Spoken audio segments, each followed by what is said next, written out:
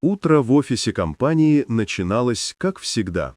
Сотрудники спешили к своим рабочим местам. Стук клавиатур смешивался с гулом голосов и звонками телефонов. В воздухе витал аромат кофе и спешка. Все готовились к планерке, стараясь произвести впечатление на начальство. В этот суматошный поток вошел пожилой мужчина в старой одежде. Его присутствие сразу выделялось на фоне аккуратных костюмов и строгих рубашек.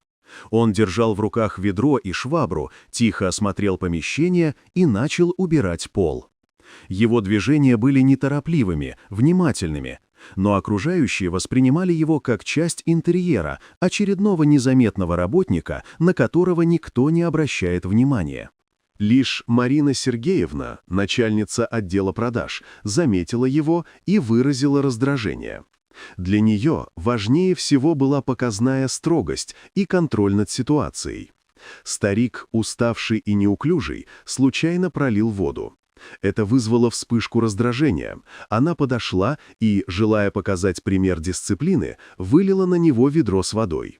В офисе раздались смешки, кто-то отвернулся, кто-то наблюдал с любопытством, но никто не вмешался.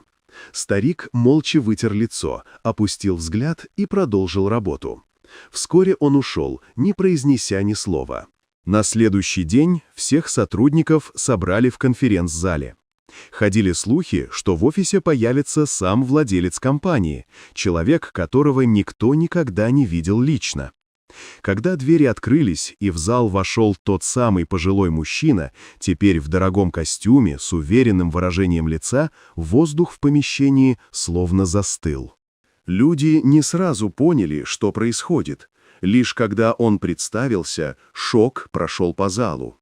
Оказалось, что этот скромный старик, которого вчера унизили, был никем иным, как основателем и генеральным директором компании. Он провел эксперимент, хотел увидеть, как сотрудники ведут себя с теми, кого считают незначительными. Результаты оказались для него удручающими. Он осознал, что под блестящей поверхностью профессионализма в коллективе скрывались равнодушие и высокомерие. Половина сотрудников, включая Марину, была уволена. После этого дня в компании многое изменилось. Остальные работники стали внимательнее к тем, кто раньше казался им незаметным. В офисе больше не смеялись над уборщиками и курьерами, а здороваться с каждым, кто входил в дверь, стало нормой. А старик-директор больше не появлялся инкогнито.